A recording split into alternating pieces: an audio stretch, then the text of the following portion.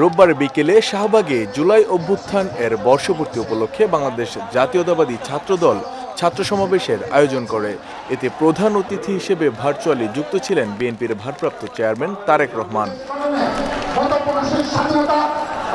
সমাবেশে ছাত্রদল সভাপতি রাকিবুল ইসলাম রাকিবের সভাপতিত্বে বিএনপির মহাসচিব মির্জা ফখরুল ইসলাম আলমগীর সহ অন্যান্যরা উপস্থিত ছিলেন।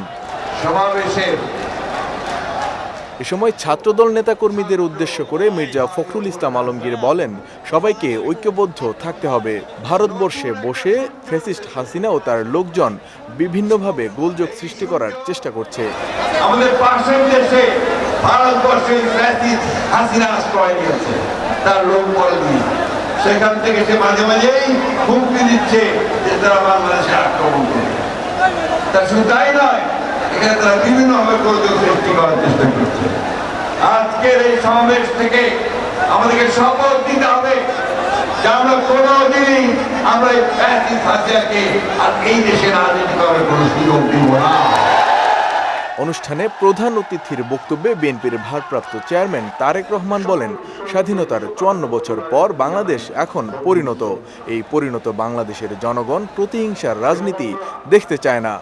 স্বাধীনতার ৫৪ বছর পার হয়েছে, বাংলাদেশ এখন একটি পরিণত দেশ।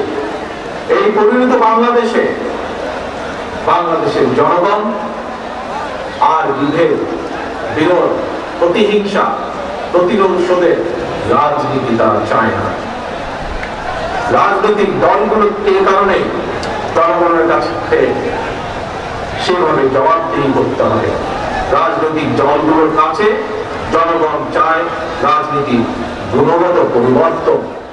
এ সময় ছাত্রদল নেতাকর্মীদের উদ্দেশ্য করে তারেক রহমান বলেন, শুধুমাত্র কথামালার রাজনীতি নয়, বিএনপি মানুষের জীবনমান উন্নয়নে কাজ করতে চায়।